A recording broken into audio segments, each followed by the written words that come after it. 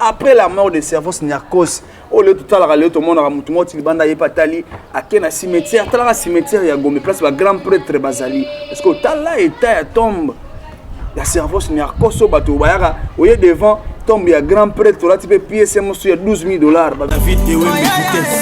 Par rapport, rive comme nous n'enga zapena bon. Ça peut un peu bandimage. Non, ça peut un peu la pièce. Ça perd pas de ça perd pas de il y a très difficile.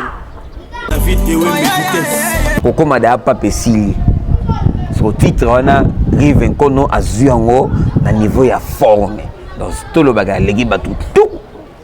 Pour le moment biso to rolo ba ke alegi batu tout. Jour ya ko rendre mémoire mo ya muto azaki très cher et pas na oyo yebi. Et journal ngo yena ope otalipe talasko était tombe mona ngezala. Talasko ngezali. Ya grand prêtre imaginez mindele mo baye ba kangi ba photo tout ça bani. Talaka forme tombe mona ngezala. Ozo mona donc bato bazaki pemeni na ye pendant des années bazaki tellement belé ça arrive en était bazé belé bazaki rive kono musicien. Oui. Moko s'appelle na sap ba pesier titre était que pape. Il y a sapologie na niveau ba congolais tout dans le monde entier. Oui oui. To yesu kuna mamandoule. Et ça zo kokandoule. Déjà à toi poser donc ne ba mozu passer ba baninga donc rive kono baza bato yo ya mukia sana ngono acte sali boy il faut total les autres passer sous chance. Voilà par rapport à ma souci il y a total la sorose suni. Est-ce que penda bato ba beta forme na Congo wana to na niveau ya ba Europe wana bandima rapine que rive comme azapenda saper to azapenda muto abeta rapenda ba pièce. Non rive nkono moi pour là t'en faut à l'entrepreneur pour là faut à l'entrepreneur parce que l'ambeza cher comme donc rive nkono non premièrement bato ba na poto so bandima bato ba acha mon photo wana ba ondima ba bika nsumba ba ondima yo acha mon photo andima ka rive nkono oui andima rive nkono ba kalusha poto mal bato la ta makasi na poto so comprendre ba rive nkono etara min griffe ni na ko beta griffe beta par rapport à ton kalusha poto na yebsaranga alors rive ya ki paranete ya robeta yoji ya robeta beta par rapport à collection ningola tamela voilà c'est ça rive nkono musicien. Oui.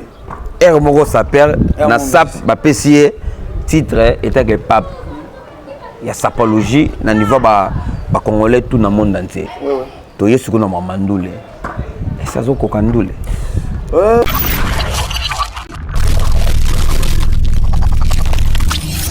Merci beaucoup amis fidèles internautes, merci beaucoup téléspectateurs, j'espère qu'en ce moment vous êtes tellement nombreux.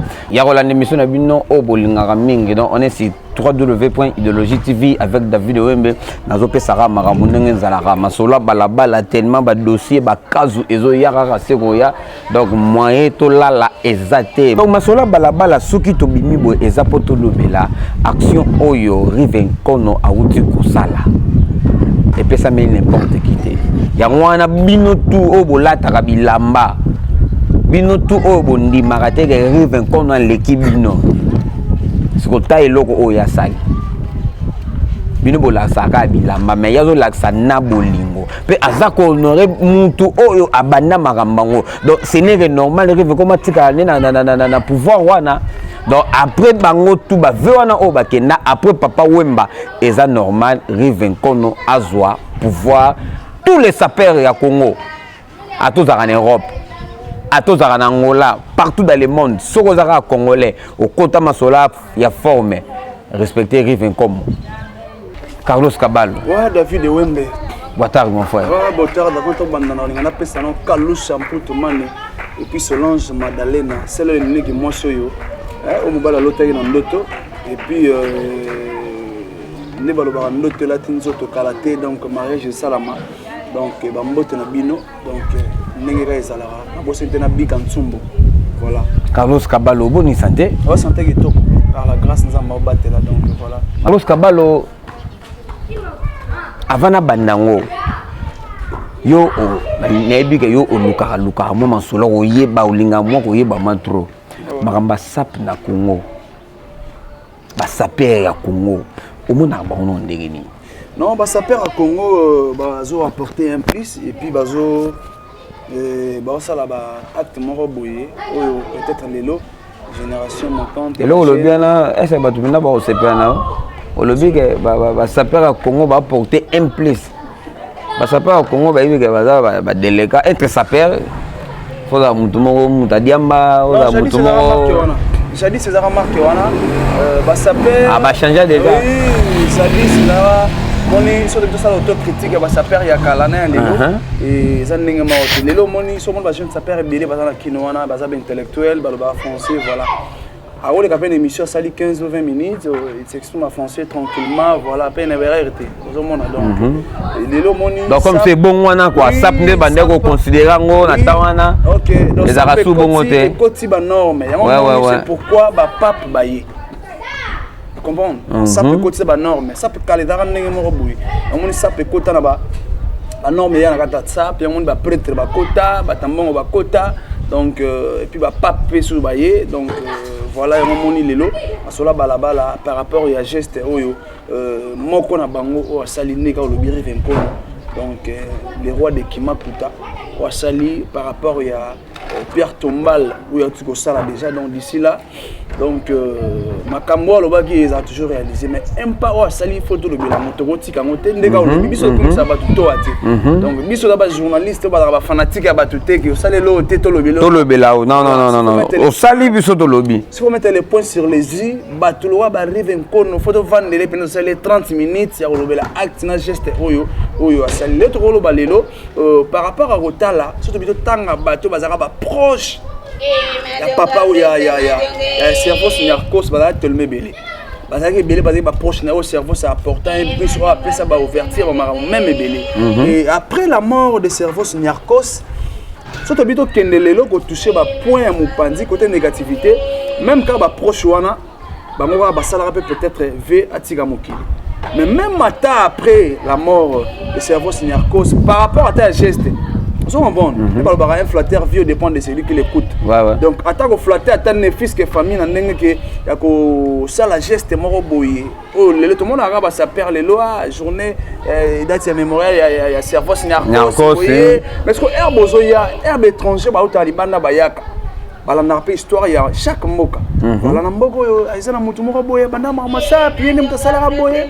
amisi bazo tembela se ya ko s'exprimer devant la télé ya kolobela ngo nga sa cerveau Narcos mutala nga sap nga cerveau Narcos me manga place tel boye nga cerveau Narcos mutakabela nga eloko bona lata mais après sa mort bo salela ini sont bon après la mort de cerveau Narcos au lieu tout à l'heure tout le monde a mutu moti banda yepa tali akena cimetière tala cimetière ya Gombe place ba grand prêtre bazali parce que tala état ya tombe ya cerveau Narcos au bateau bayaka oye devant tombe ya grand prêtre là tu peux payer c'est monsieur ya $12,000 ba venir monsieur archevêque le bobo on se comprend au là tu payes moyen monsieur ya $15,000 dans nzoto mais oui jour ya ko rendre mémoire moya mutu azaki très cher pas na oyo yebi et journal ngoye na ope otalipe tala sko était tombe mona ndenge zala tala sko ndenge zali ya grand prêtre imaginez mindele mo baye bakangi ba photo tout ça bani tala ka forme na tombe ndenge zala oso mona donc bato bazaki pembeni na ye pendant des années bazaki tellement belé ça arrive en connaître bazaki belé bazaki pembeni ya cerveau Narcos mais quand même s'il faut to beta maboko na ba acte ya boye en tout cas et on lo na lo barana yo vraiment ta voisin boyo kana raté mais so akalingi soso na ndenge mo atie bepis ndenge mer Solange madali na salaka le Solange to ko na ta to kana tenga na premier niveau na deuxième en tout cas fondi mata solo donc acte vraiment en tout cas David Wembe c'est à féliciter grand de ma part photo to betele vraiment maboko état ya Pierre Tombal na ye oyo batsaka wana ezaki sous na condition te ezaki sous bien te donc eza makambo sous ça makambo mokili obi Carlos Koloba ko lingi mutu eza makambo belé oui non ba critère belé ke olo ba ke o lingi mutu ko linga mutu na munoko boza na très facile na linga raye mais est-ce que ba critère o linga mutu yaka est-ce que passe ba te belé tout le monde a linga na yete et loko nini salama po batika tombo Narcos combattre na ba niveau boy ezaka ki mutema mabeto nini bon ki mutema mabete ezaka manque ya mort voilà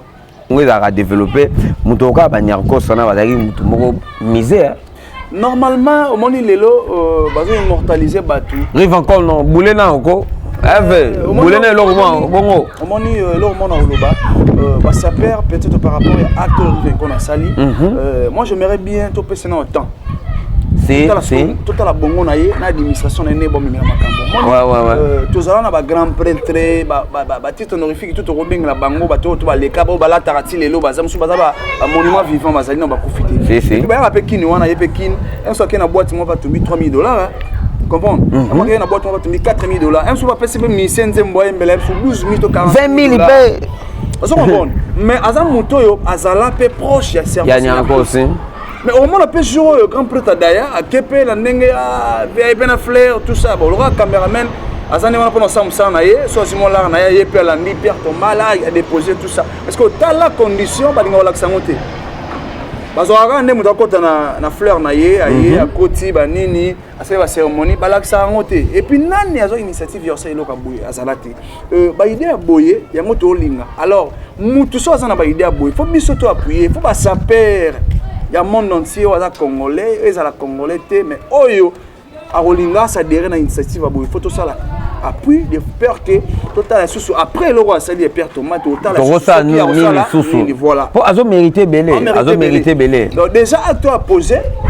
Donc ne pas mesure passer par passer baninga. Donc arrive nkono baza bato yo ya muki azana ngono acte sali boy. Il faut total les autres passer sous chance. Voilà par rapport à madame sous ya total la sorosa suni. Est-ce que penda bato ba beta forme na Congo wana to na niveau ya ba Europe wana bandi marapene ke rive comme azapenda saper to azapenda muto abeta kapenda ba pièce non rive nkono moi pour lata non faut à l'entrepreneur pour lata faut à l'entrepreneur parce que l'ambeza cher ouais voilà la maison non très cher et pour lata neti ba dona magi maindele ne ba lata na shkwanza wana mdaleke na lata zate. Donc là ta faut en mbongo faut en chicon comment à part biso to bato même sous to dépendra et mutumo be kalu samputement na boulé à seulement colis bikansu mazoya achelo mo pas Solange Madeleine na ye zo comprendre ndenge mususu me ko payer la mana poto faut avoir de l'argent donc rive nkono non premièrement bato ba na poto so ba ndimara bato ba acha mo photo wana ba ndimara ba bikansu ba ndimayo acha mo photo andima ka rive nkono oui andima rive nkono ba kalu samputement ba to la ta makasi na poto ba Carlos Mac Mas ba Koko Malega grand prêtre ndolinga na boka Koko Malega grand prêtre ebe mda forme ba Arnold Lokata visage Schengen aigle ne ba lataka ko lata mbongo ya dépense moi lelo ko za l'entrepreneur ezali panango ba tena niveau poto ozomona donc on s'occuper na famille foyer et puis na tout ça côté sous marmandoule et puis au tchè sous forme liboso ezali panango ba te. Donc déjà, baza bato na poto bandimama et puis bandimara bango parce que balinga makambo wana dès le début. Les bazala na nercos et puis balinga toujours regarder couleur wana disparition ba ramone zalati. Ya moni lelo par rapport ya ko maintenir ba marame belende moi lelo azo mériter ko zala na place wana ba chi wana pape la ça malgré ba tiye pape to yé moko na se to proclamer pape. Non, Moutamicha raté. Moni titre pouvoir de tout et tant amata sur pouvoir. Voilà, même attendre les bota gagnant ça la ram moko. Même David badai na ba vena ba lerina ba pomba ba paquet ba ni ba ma belé même mto bimisa za na zamba. Rive nkono azaki bato yo bato batali parmi ndenge makamezali et puis surtout parmi bato ba vana na service nyarkos. Et c'est par rapport à critères n'engagés la randou les bamaramibélé c'est mérité en moni non mais par rapport à titre rive à ce titre mon olem suba zongote pour babengo pape na niveau makambo ya kibonzambe to de ken église wana kokoma da pape sili so titre wana rive nkono azuango na niveau ya forme donc tout le bagage legi batu tout. Pour le moment, il faut que pape à la moto à haute niveau, la dernière chambre. Ouais. Voilà, donc Lelo, Makambo, le titre Yazui, Makambo Sala et Balana Komona. Tout ça, dans le titre honorifique, moi, Bengera, à la terre danger, le roi Koko Maleka. Comprendre? Et bien, qui a fait un Dembela, on a commencé à David, mais on a fait vitesse. Mais par rapport à vitesse, moi, il y a tout qui n'a rien à vitesse. donc alati comme moment bozaka a titre honorifique mais azana ba compétence à mériter. Alors surtout que to critiquer Rive Nkono par rapport à titre naïe. Alors yo faut penser nga mutu oyo akoki mériter titre wana et puis na bana kotala siko asala nini et puis azo sala nini par rapport à idéologie ya mutu abanda idéologie ya makambo ya forme na Congo asala ke lelo mama forme ya sap exemplaire asala nini azana histoire nini o asala na Congo. Voilà. Donc bon, c'est ça. Rive Nkono a été ramené griffe nini. Na ko beta griffe beta par rapport à ton écalou champotement na Saranga. Alors Rive ya ki paranete ya robeta yoji ya robeta par rapport à collection n'ingola tamela voilà c'est ça. Ouais. Donc là le roi Big Ansumbo, bon séjour à toi na ya bunde Fifi la douceur grande dame. Donc bon moi ko bima ise miye mo ya 2021 so za na mona tant na collection ma jour wana ça va pomba. Voilà ce que pas poser na ngambuka po ilo te ma collection sika. Faza nango. Rive Nkono ko kango. Non, c'est trop dur. Déjà, acteur, pour pas ça titre, on n'est pas grand prêtre, grand cap. Donc, c'est déjà. Il passe par Carlos Champotement, le docteur Georges Carlos, Rodrigo Mayemba, Bela Poto, Batali, Assa mon photo, Big Ansumbu, à la tarde danger, mais Bandimi Moutouma, c'est que ça. Carlos Cabalo, Rive Nkono, musicien. Oui. Hermoro Saper, na sap, Bapessier, titre, était que pape. Il y a sapologie na niveau ba congolais tout dans le monde entier. Oui. To yesu ko na mandoule. Et ça zo kokandoule. Ouais na mandoule, ko ba ko kandoule c'est trop dur abeta de andoule. Abane 85 bato ba kena poto motongo ba histoire, aza parmi ba congolais wa salara nzembo et pataka. Donc le pataka exemplaire na ndenge au sakanate. Il aura des prophéties. Yango akosala refrain nango yango saleli Big Ansumbo. Donc eza nzembo sikate bato ba ebita ko nzembo sikate. Mona eza nzembo ya kala. So bato ba kena poto tango ba ebi ba kalusha potomani ba ebi ba ba ebele wana na ndenge poto ba fifi la douceur bana poto kala ya tongo. Donc voilà. Donc bango ba ebi masolo et voilà donc na mamandoule c'est important. Moni nous la poto na Afrique est vraiment différent. Nous l'Afrique et en vitesse en droit de Moussou par rapport à poto. La poto ça entend ébelité à comprendre à solar à comprendre ba fanatique nanga ba lingara nini mode etambola ndenge nini orchestration mama mebele belé tout ça donc voilà. Et na part à ça c'est bon mais côté nous l'ondere moi yo fouté mouké. Comme si comme si Rive Nkono azo beta ndoule ya ko gagner té quoi. Non, mon tout beta ndoule pas gagner. Tout il n'y a pas de bénéfice. Mais ça doit beta ndoule pas gagner. Promotion dans la tendance na mboka o na Angola oyo ba ebika Rive Nkono eta que ça perd. Non Angola ba bi Rive Nkono na bato ba yebi neti ngana yo to bi Rive Nkono eta que musicien bato yebi pe tant que c'est biso bato neto lukato yeba. OK biso par rapport à yeba information to yebi tant que ça perd musicien. Mais to lingi ka to za la te que biso neto yeba Rive Nkono non. To lingi pe public communauté angolaise to peuple africain dans la communauté et comprendre que non il y a un Rive Nkono au azala maréchal au azala pape de la sapotaki maréchal après jusqu'au pape donc voilà il y a un Rive Nkono au azala na monga Congo azangolais voilà tout ça donc par rapport à la titre oh yo moni ndule na yango misi no vote mo boy voilà donc exemplaire je ne pas dire que nzembo mo boy et bimika lelo pe beta lobby après une semaine 4 non oh ezala la promotion et puis le marketing est à la successive des façons que le jour au jour ça peut impliquer dans ma fanatique il y a belle il y a bonne musique bah alors après naïe voilà et ça la peut bien pour le marketing naïe par rapport à n'engue to le la ba base ba musicien ba na ba base te na mboka oyo est Rive Nkono pe na mboka oyo azana base ba open na ba rolo belela kaye ba c'est la repé moi promotion na mboka oyo Rive Nkono il y a des sapeurs oyo l'initiative n'est dernièrement salaki awa ba monaka ngo positif malgré batunso monaka négatif parce que alobaki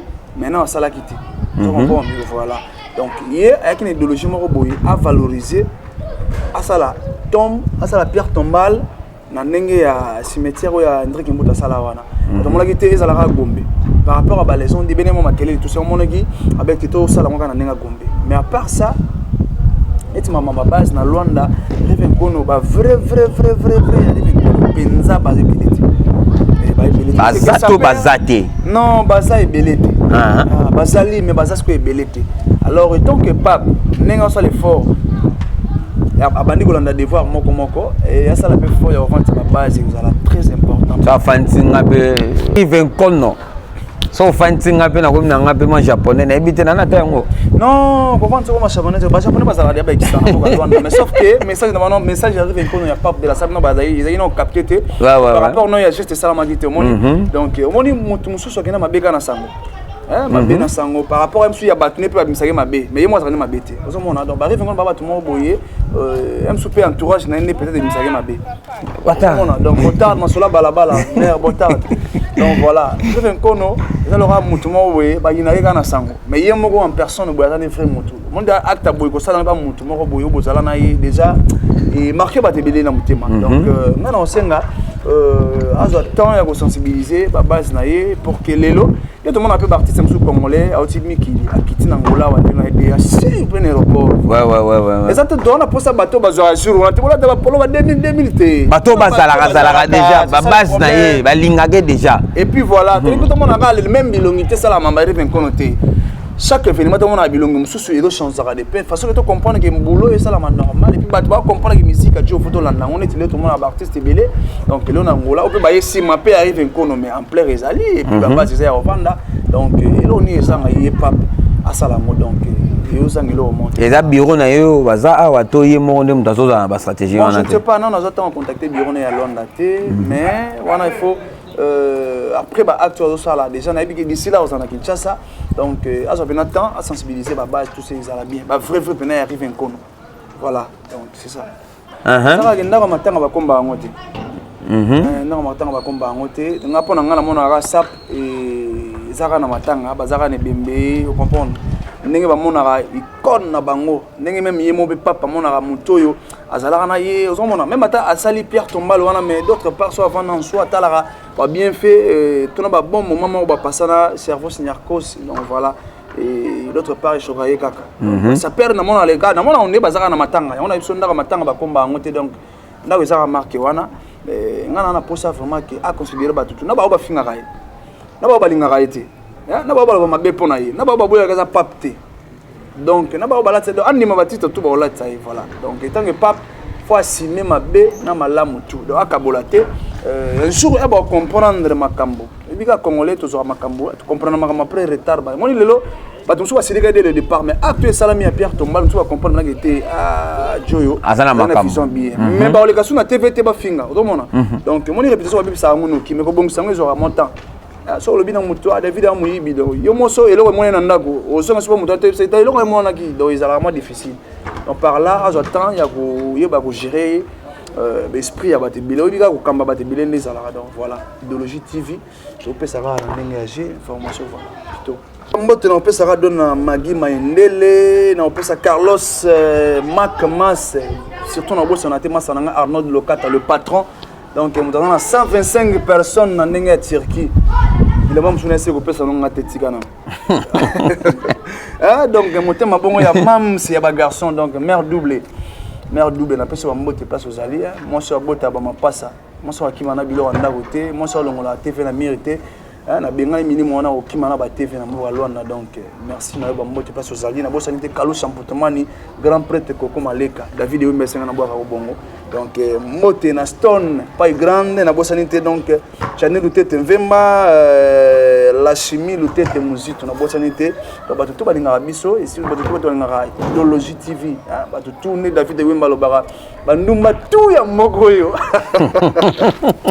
tolinga bango tolinga bango makasi mibi to mboka oyo bato na biso tout babuti lela bango la jo muzombo la mondo pentacle ya Luanda babi ya monde na Turquie donc bambote belé babi ya mwanda masalanga shala ko mbalanda mokonzanga bambote belé donc na oboso na souté grand patron Gustave le grand baoba motema na milonga longa ninga mayanga wana na pesi bambote belé donc bato tout balinga biso stone pas grande à part ya dona Magi Maendele voilà de ma part c'est Carlos Kabalo kitoko Stone pas grande, hein? Zara David Mbero ça la bien. Gustave le grand baoba montema normi longa.